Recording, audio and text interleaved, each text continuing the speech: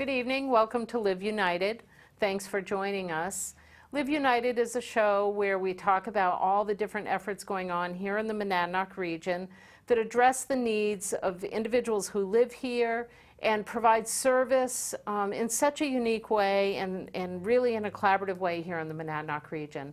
So today I'm joined by Ellen Avery. Ellen is with the Cvtc Valley Transportation Group, and we're thrilled to have you, Ellen. Our last show was about transportation as well.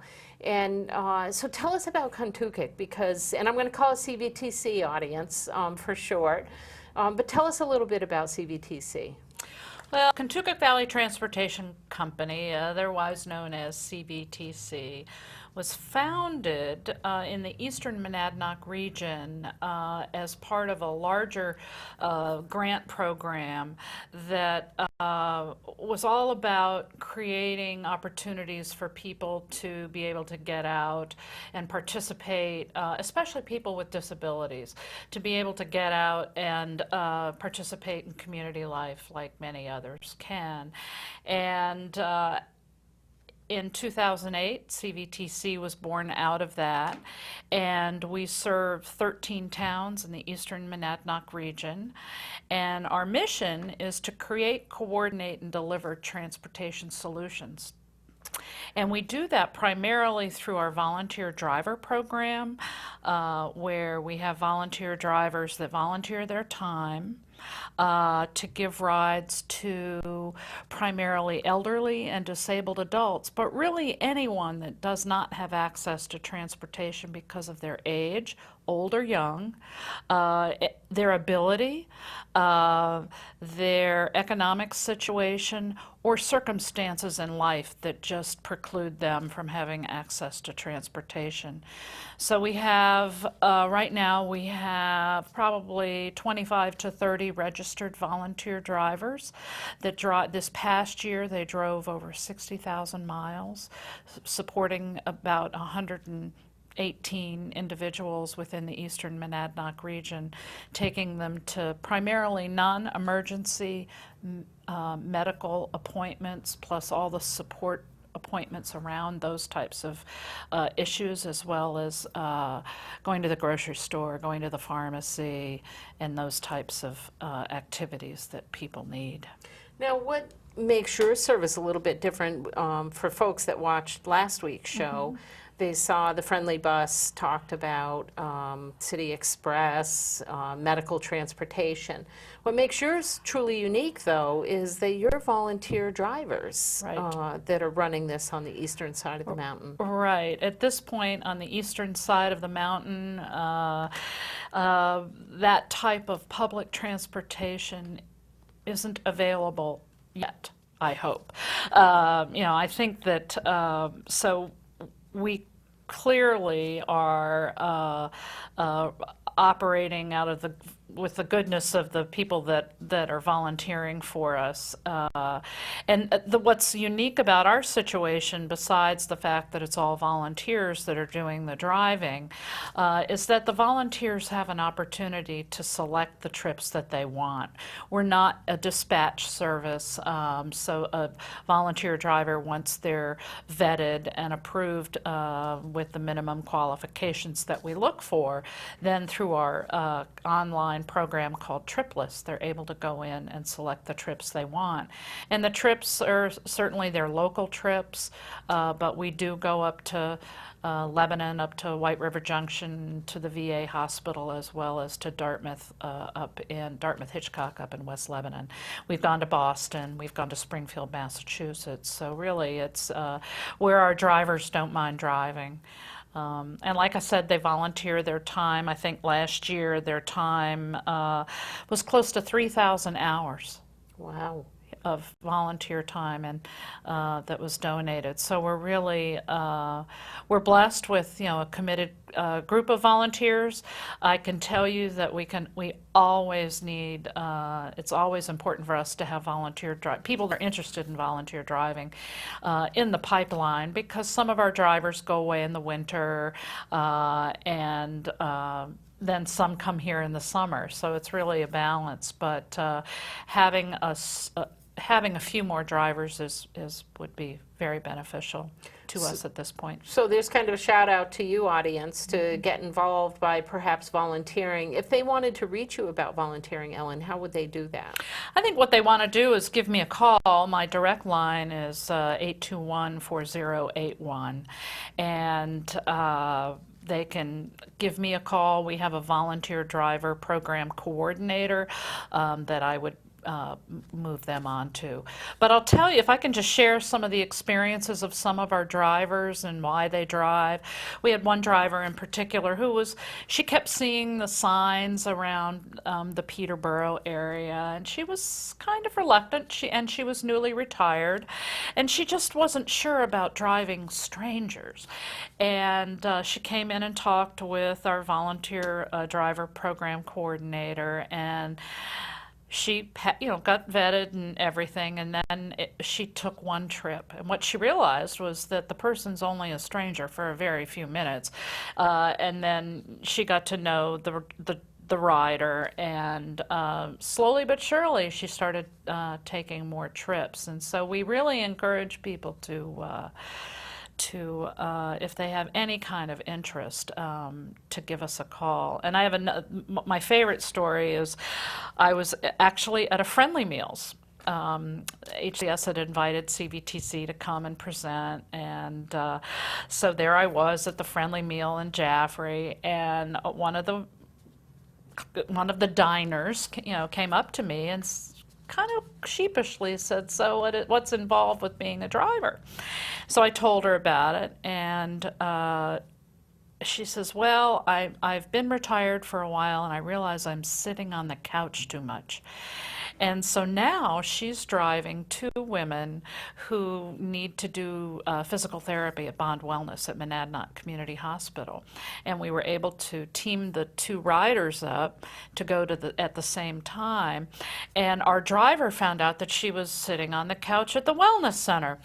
And so now she decided that she could also be exercising while her riders are also exercising. So that's just a great story. How great is that? Yeah, really, yeah. everybody benefits in a situation like that. Right. Now, what about the people that are recipients of the rides? What can you tell us about that? You've mentioned that it's young, it's older, it's people that need medical services. I imagine it's people that just need to get perhaps to work or from one place to another. You're right. We have, and we have four categories of individuals as far as how we categorize them as our riders.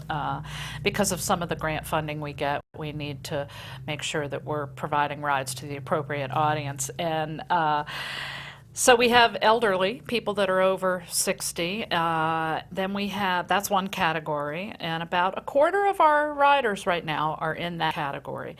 Then we have elderly and disabled, people that just have other issues going on besides as well as being elderly. And again, that's another roughly 25%, maybe 28%. That certainly fluctuates. Then we have disabled, people that are under 60 and have some type of have some kind of challenge with their ability. And again, that's another 25%. It's interesting how it all plays out. And then we have people that are under 60.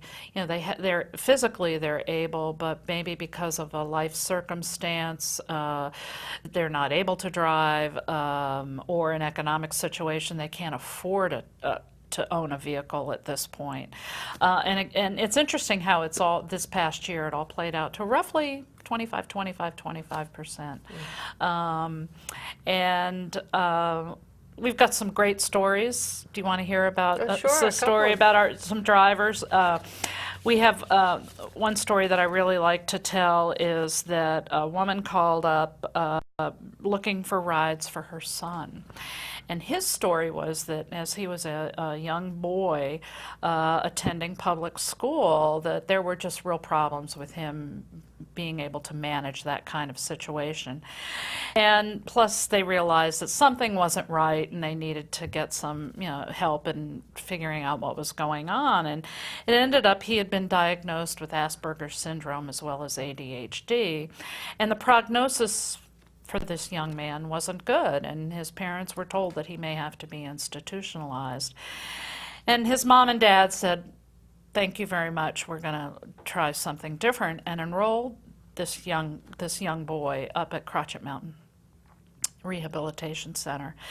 And through the years, he ended up getting his high school diploma. He had more confidence in himself as a young man. And what the family found out about was a program that's going on here with Monadnock Developmental Services and working with Cheshire Medical is a program called Project Search, which is really a job training program. And this young man at this point, his passion was to eventually get his own driver's license. And he wanted to become a chef because someday he could see himself owning a restaurant. So Project Search was really perfect for him. The challenge for the family is that both mom and dad worked. They lived in Rindge, and it was inconvenient. They could get him there, but they couldn't get him home because the program ended early in the afternoon. So we helped this young man come home every day from his Project Search program, and he graduated after the year of working at the hospital and loved working in the kitchen. He now has a job at Franklin Pierce in the kitchen. I haven't heard whether he's got his driver's license yet, but he's really contributing to his family. He's doing something he loves, and all out of our ability to be able to provide that service for him. To really get him where he needed to be and when he needed to be there. Yeah. That's so nice to hear. Susan and I last week on the show, we talked about that we see a younger population really in need of this kind of service for multiple reasons, economics, but personal choice, that there's a lot of people now that really do not want to use cars Right. for not only economical reasons, but for environmental reasons Yeah. as well. And so really being able to grow that transportation piece here in the Monadnock region becomes so important. I know that you collaborate with other groups. Can you talk a little about how you're collaborating and working with the Regional Coordinating Committee? We mentioned that in the show last week, Yep. so people have heard a little bit about it, but could you talk more about some of that? Well, I think the whole area of community transportation is something that's growing and becoming more and more important, especially in the state of New Hampshire. We're not blessed with a lot of public transportation around the smaller rural areas. You see it in Manchester, you see it in Concord, but it's not around here, and so we have to come up with some other ways in which to manage this. I think, and the state realized that and created this structure of regional coordinating councils, of which there are 9. And in each region, ours is the big surprise here, Monadnock Region Coordinating Council for Community Transportation, but bringing together stakeholders. So Cvtc is there, Home Health Care, Hospice and Community Services there, the Red Cross is there with their volunteer driver program, but we also have representatives from the hospitals. We have some private transportation companies that are here, and we work with the Regional Planning Commission, Southwest Regional Planning Commission. They give us a lot of help and a lot of support as we address this growing need. I don't know if Susan ever shared it with you, but by 2030, nearly 500,000 Granite Staters will be over the age of 65. Now, not saying that they all are going to need community transportation assistance, but if the whole issue around transportation in general doesn't get some kind of attention and some type of infusion of resources, people are going to be moving because this just doesn't really support the lifestyle that they want. And so I think what's great about the Regional Coordinating Council is that we have a voice in our region, but it's also a voice that plays well up in Concord as far as working with the legislature and working with the Department of Transportation. So we're not only working locally, but we're really working with the people and the decision makers of where our resources go in the state. So it's really, it's quite a good group to be part of. We don't turn anybody away. I think the issue of transportation has shown up so many times in the top 10 community needs. Both hospitals, Cheshire and Monadnock, have done community needs assessments. And access to services at these hospitals and their support and their satellite offices in the smaller communities, I mean, it just comes up over and over and over again. So finally, there's a collection of people that care about it. Some of us are working with it day to day. So I think it's extremely positive. One of the things we talked about last week was that people could get involved. Citizens can get involved with that coordinating council if you have concerns about transportation and it really being accessible here in the Monadnock region. It's a nice opportunity to volunteer and to volunteer drive for organizations like Cvtc right now. One of the things that Susan did talk about was that age population that's really being served by this, and that you mentioned the elderly will be, that population will increase over time coming up here, and we're aware of that here in the Monadnock region. Also know that people are migrating out. We're losing our young people. A lot of that is because they don't have accessibility to things like jobs and just getting where they need to be, social activities. And for the elderly, she had mentioned that for elderly men that they'll need about 7 years of assistance with transportation, and the elderly women will need about 10 years of assistance with transportation as they either reach a point where they can't drive or they're uncomfortable perhaps driving in certain situations. And we talked about the isolation that's attached with driving yourself when you are a senior citizen or you are disabled. So really having that opportunity to ride with a volunteer driver, get to know them. You mentioned some great stories about a woman who's even connected with these two women and now goes to work out with them. That's right. I mean, it works out so well. It is, and it's funny, we don't think of transportation we think of it more of as a means of getting somewhere, and we don't really think about the end result of it. And the end result is the reduction in isolation, the accessibility to services. You mentioned changing people's life circumstances sometimes. This young gentleman, look at him, he's now a contributing member, holding a job, working on his own, having some independence in his life, it sounds like. Yeah, I think that what CVTC is really about, I mean, I can share the numbers with you, but I think it's certainly the stories that tell it, the numbers just back it up, there are that many stories to tell. I think what we're really about is health, well-being, and independence. And for our older riders, we have some that, they really love their home. They love cooking together, but going out and getting fresh produce or doing that kind of, really, when they stopped driving, really became an issue, and they really want to stay in their home. And actually, the driver that does a lot of their trips plants a garden every year, and the driver brings them produce out of his garden. So, I mean, these people really become very very connected to other people's lives. And what's nice about CVTC is that we're in our 6th year of our service, and what's great as a relatively young organization is that now doctors know about us, dentists know about us, ophthalmologists know about us. Behavioral health providers know about us, and so we're getting lots of referrals that way. So there's no shortage of people that need the rides.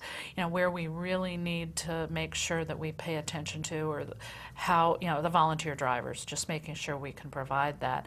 The other thing that I'd like to mention to you, as you spoke about, people making personal choices about how they move around, either with their jobs or for recreation or whatever.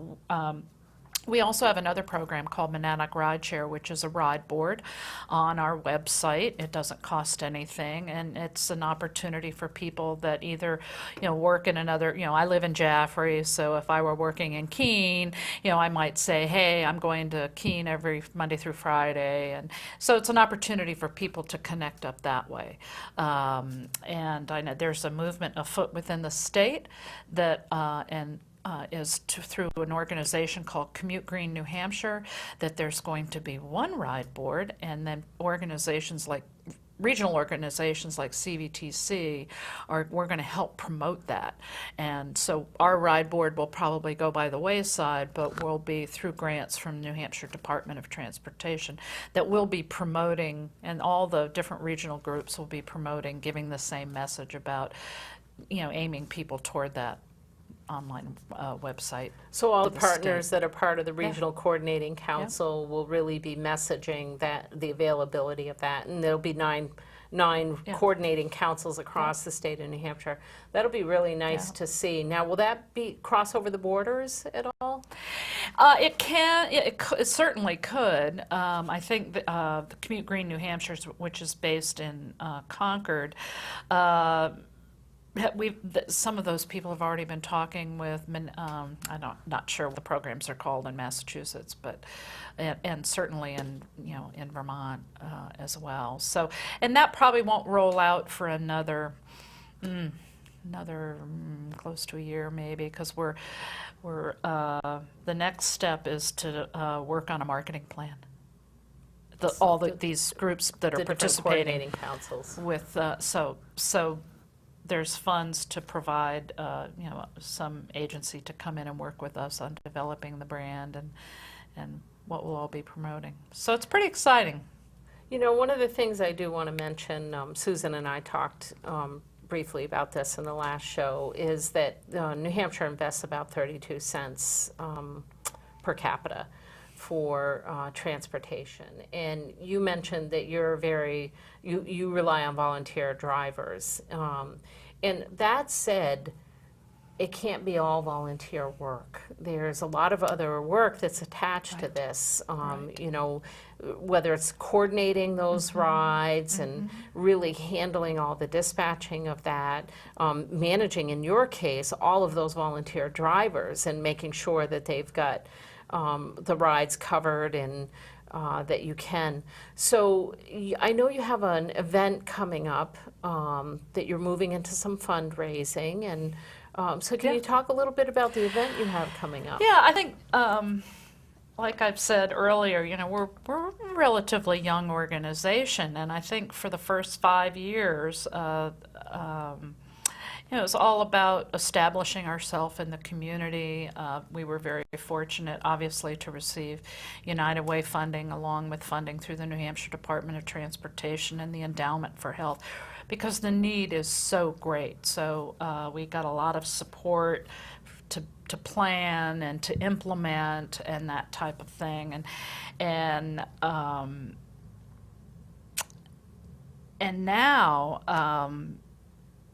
what's exciting about transportation is that, and I don't think I'm going to answer your question, so make sure you give it back to me. But anyways,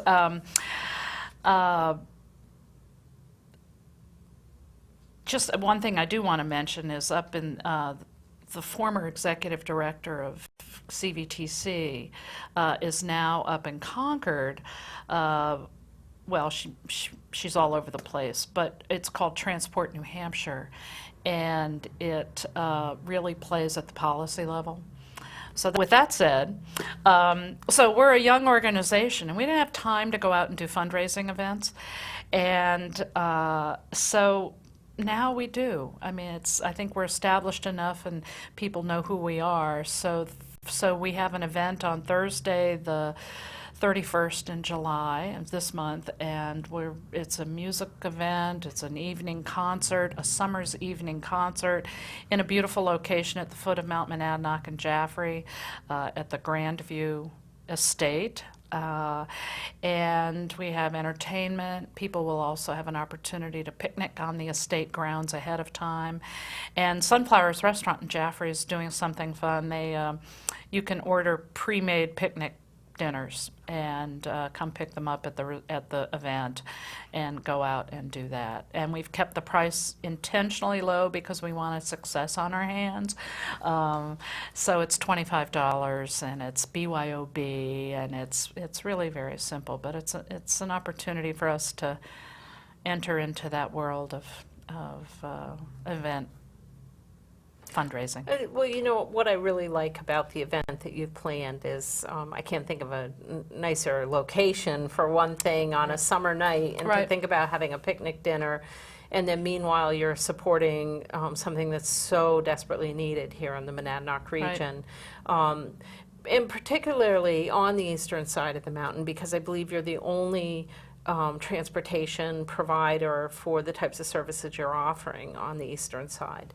So really thinking about that audience as you're hearing about transportation here in the Monadnock region, it's a very complex issue because we know we're rural, we know we're challenged, many people, by the circumstances they may be living in and their need for transportation. But we have things going on both sides of the mountain, and they're working together. They're working together to see how we can make it efficient, how we can make it have the most impact, really be meeting the needs of the public here. So I encourage you to get out to that summer concert event because it sounds wonderful. And as you said, boy, what a beautiful location to hold that in. Yeah. Ellen, you just mentioned advocacy. Yes. And part of the show is really talking about, you know, not only how people can volunteer or give, but the advocacy that goes on around these types of issues and how people can support that advocacy. So can you talk a little bit more about the advocacy, both at the state level and then what people can be doing locally? Well, I think as you know, one, it's really wonderful for the whole community transportation movement that we now have a dedicated organization called Transport New Hampshire with a dedicated staff member that's all about advocacy and really making a difference up in Concord. And I think through our Monadnock Regional Coordinating Council, actually we realize that it's time for the Coordinating Council to host an event for our regional legislators, really, about what they can do. And so I think that'll be happening probably in the fall.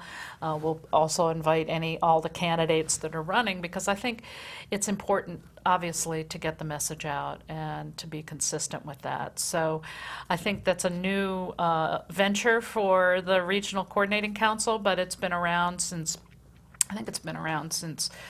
2010 or so. So it's really time for us to start working with the legislators.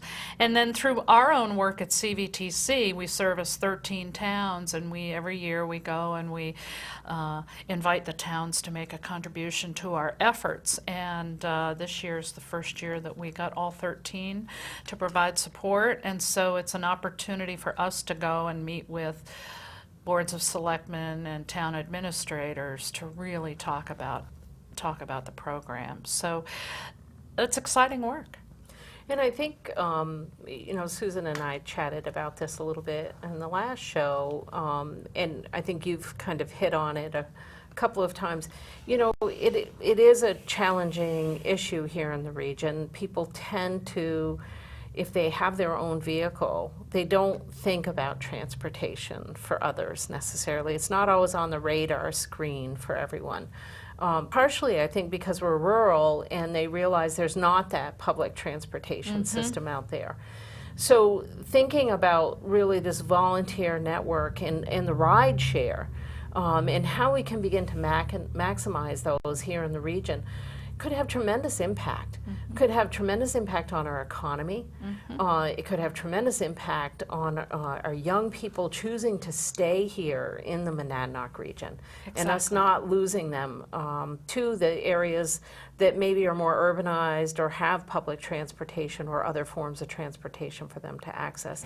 And then, you know, just reducing the likelihood that someone's going to have to move into long-term care, that they may be able to stay in their home with this type of service available to them. So important for all of us as citizens of the Monadnock region to be thinking about, not just, you know, when you get in your car and you drive off to work in the morning or to the mall or wherever you may be going, you know, think about that person who maybe doesn't have that access to that same kind of ride that you do, and the importance of supporting organizations like Cvtc, whether it's by attending their summer concert event or reaching out and becoming a volunteer driver there. Exactly. Exactly. So I'm wondering if you have any other stories to share with us. Oh, I have lots. I think for people that, one thing we're realizing is that people are still moving into the area. I mean, I think that,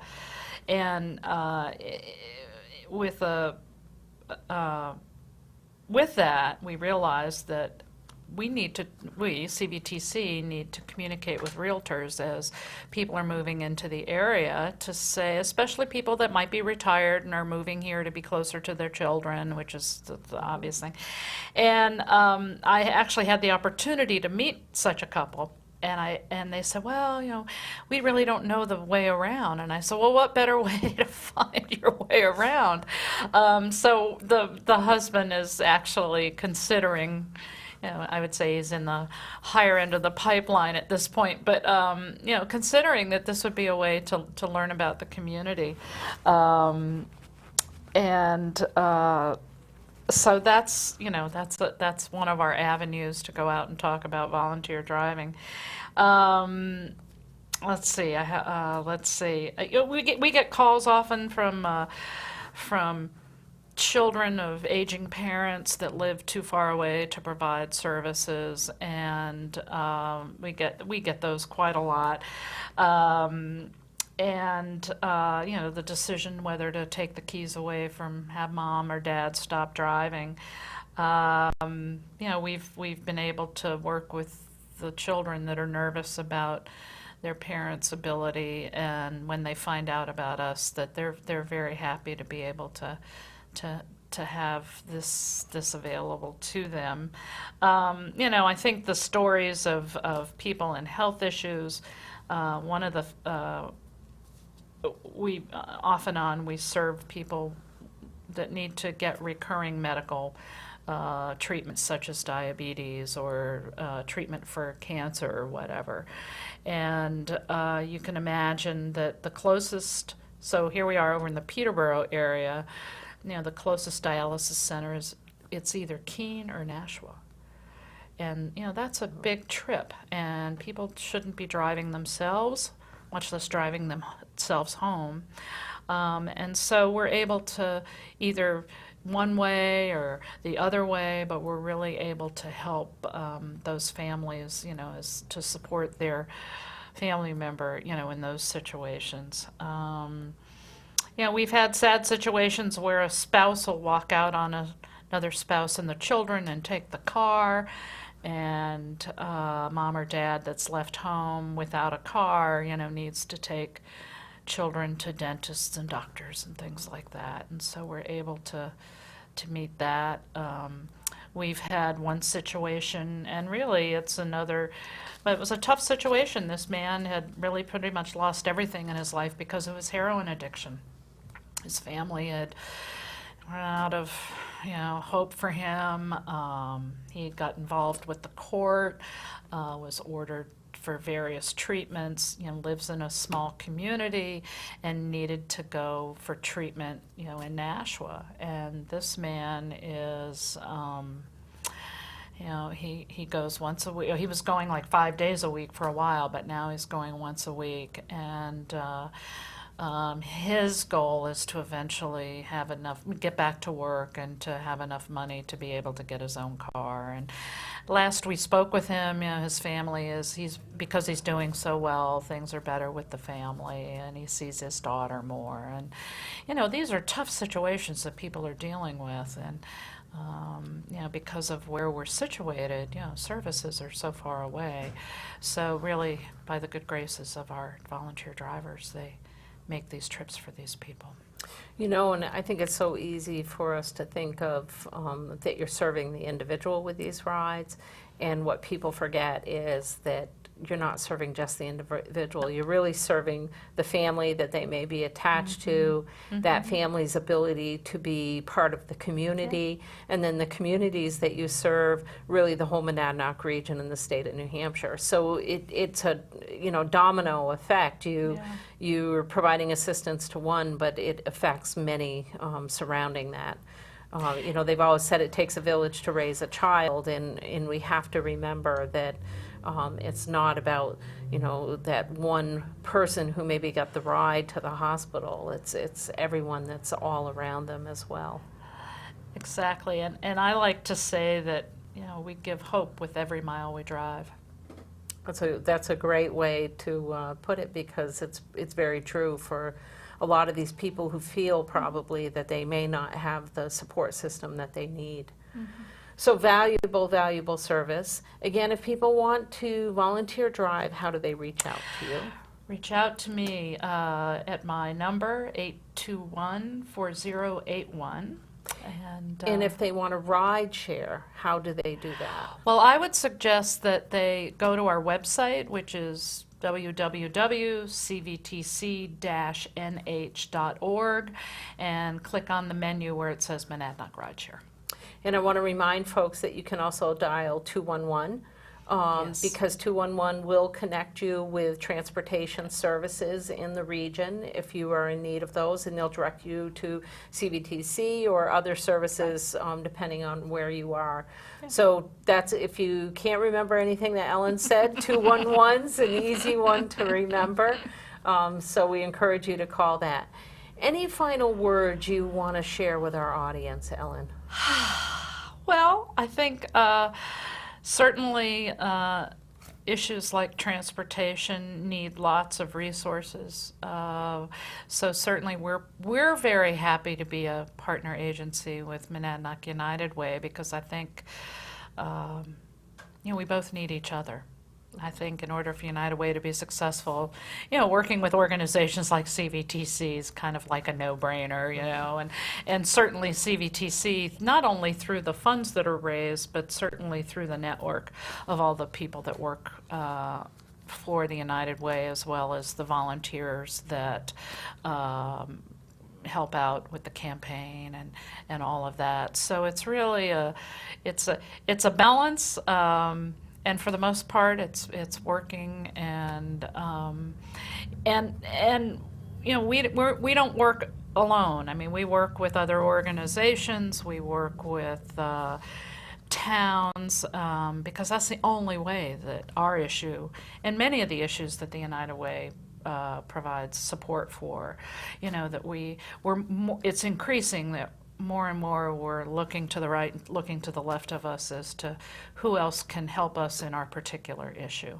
So it's fun. It's good. It's challenging work. The need is not going to go away, and so it's just about beating the drum louder and getting people to support us in these efforts.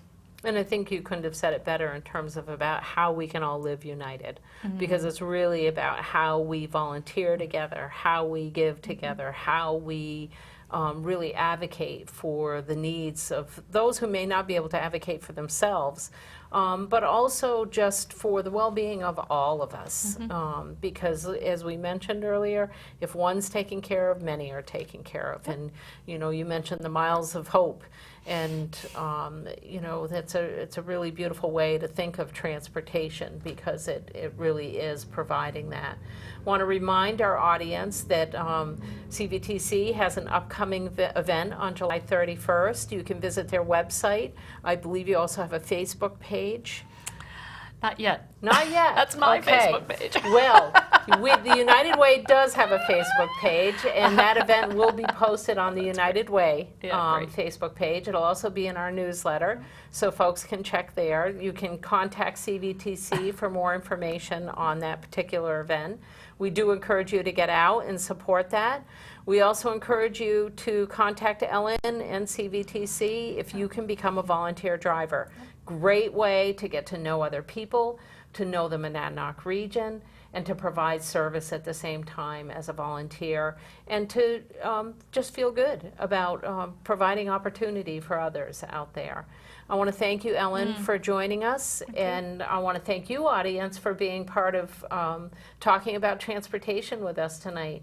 And again, I encourage you to get out there, think about how you can give, think about how you can volunteer, and think about how you can be an advocate for the well-being of people here in the Monadnock region. I thank you for joining us. I thank you, Ellen, and have a good night.